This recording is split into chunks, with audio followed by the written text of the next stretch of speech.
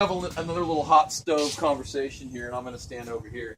But one thing that came out of that intrigued pretty much all of us was the concept of having the confidence to come to a complete stop, and on balance without hurting yourself.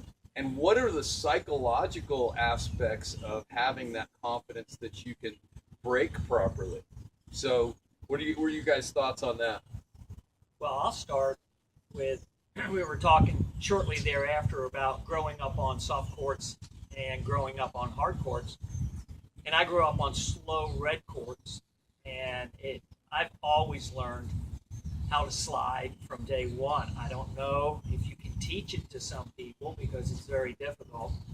But I mentioned with the coaches here earlier that I'd gone out to California to play in a World Teachers Conference tournament. And the reason I went, Bill, is because the style of tennis and the quickness, because of the footwork, is so much different on hard courts. Sliding as opposed to stopping. It was just, and if I might say, you could edit this if you want. None of the Californians come over this way to play on soft. It's a lot Very tougher. true. I can tell you I'm not that afraid of your statement. well, what's interesting is like the first question I ask all my juniors, because I train on 100% clay right now, at least for the last few years. Do you have hardwood floors in your house, and do you slide on your hardwood floors? And most of them say yes, and then well, great. That's how I kind of get them in the mindset of what it feels supposed to feel like. You take you run, push the toe, and we kind of push the toe out and just kind of get the feeling. But you're right. I mean, it's almost like you have to just play on it and just start finding that balance. One of the things that I noticed, I had a kid come from California to train on clay, and he was from NorCal, and he always held the baseline, never backed up, played everything on the right. So when he came and played on clay, he played that same style, and it actually worked tremendously well because he didn't have to slide a whole lot because he was cutting the ball off at angles and stepping and taking everything on the rise, and actually did really well with that style. The couple times he tried to drop back or go in reverse and slide, it was a little difficult for him because he simply wasn't used to it. But after a week, he caught on because he was athletic.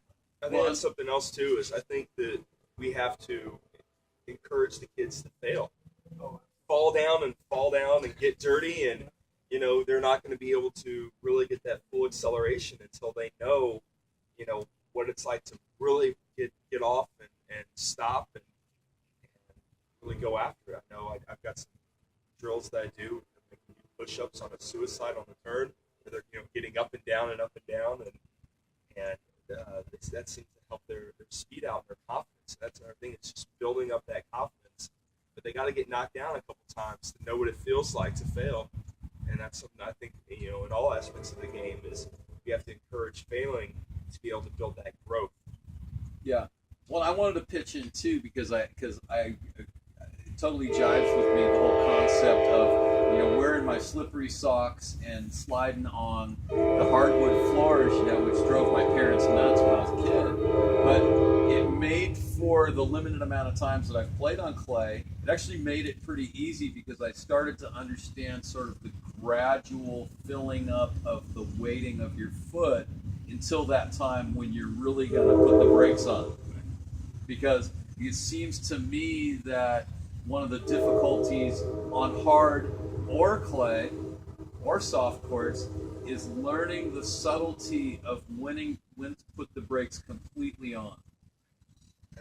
And when you become more efficient, then you also get out of your brake much more easily. Right, exactly. So it's what we said earlier. Also, when you see kids that don't quite hustle as much as they could, when you say, "Well, you're really fast," yeah, but I'm scared, right? And they're going to be scared if they don't have the proper deceleration mechanics because they don't know what's going to happen. It's like going on a highway and doing 150 if you don't know how good your brakes are. You're not going to go that fast, right? Not that you were supposed to anyway. But you're not ever going to go that way because you don't know what your car is going to do. And so exactly in the same way on the court, if you're capable and you're confident, that if you go all out for a drop shot, for example, and you hustle your butt off, that you're going to be able to decelerate and change direction without hurting yourself and do it in an efficient manner without getting too tired as well, and being more agile and doing that over and over and over again during a match, then you're going to go all the way and you're going to go harder. And that's also going to be a much bigger window of progression for the kids. Well, and a USA tennis coach does not condone driving 150 miles. So it related to like the strength and balance, Right. Agility challenge. Right. Challenge. You know, is there a relationship in the mind of maybe a young person between do they feel like they're strong enough to stop? Absolutely. And then can you relate that in a way, or should we look at relating that in a way to a young person? Hey, if you get stronger, you're going to feel more comfortable Right. accelerating and stopping. Well, there's going to be a lot of different variables. I mean, one of which is going to be their flexibility because they need to be able to be in a certain position to decelerate. It's going to be their agility, which is how efficiently they move on the court. If they're going to be needing to take 16 steps to decelerate or just 3, because they know exactly where their foot needs to be and how they need to control their body. Strength is going to be one of them as well, obviously, and of course, a lot of it is going to be their dynamic balance and balance in general, right? How they're able to control their body while it is moving. And there's a lot of different factors that go into that, all of which need to be trained separately, but then it's eventually come together on the court as you train each of these aspects separately. I was going to add in just one thing is I think the thing that struck me was most tennis coaches or coaches in general, they train the acceleration part. You get on the court and you run the 30, 40, you do 10 of them, but it's kind of just bringing up how almost equal it is, acceleration and deceleration. And the point that I was thinking, while was you have to be really strong to decelerate. Most people go, oh, I have to be really strong to accelerate. I have to be really quick. The same strength and the same forces of you decelerating are going into your body. So that's just a thought that I had. Now, another thing, too, is today's players are so much stronger and faster that they're actually sliding and they're actually skidding a little bit on hard courts, too. Yeah. So it's not just the soft courts, it's also the hard courts. And I think that's kind of changing some of the technology as well. Yeah. Shoes, you see how different surface shoes that actually allows them. But it's like you said, you first have to have that basis of especially eccentric strength that is going to help them decelerate on their movements. So what we talked about earlier is we have to have, whether you're doing the strength program for your players or you're outsourcing it, you have to have someone who understands that eccentric strength has to come first for our players because they need to be able to control their movements as they're going down. For example, in a squat, they need to be able to control their movement going down just as much, if not more, than the one pushing up. Okay, in a moment, we're going to do an experiment because part of what happens here is most of the limitations of human performance are in your mind. So in a second, I'm going to do an experiment with everyone here, and we're gonna show that in just a moment. All right. So is that a wrap, guys? Yeah. Is there something more? I got it, Kirk, and I like what you said on concentrating on deceleration, and it goes back to when I was learning how to dock a boat. And so, how fast do I approach the dock? And as this person says, as fast as you feel comfortable crashing.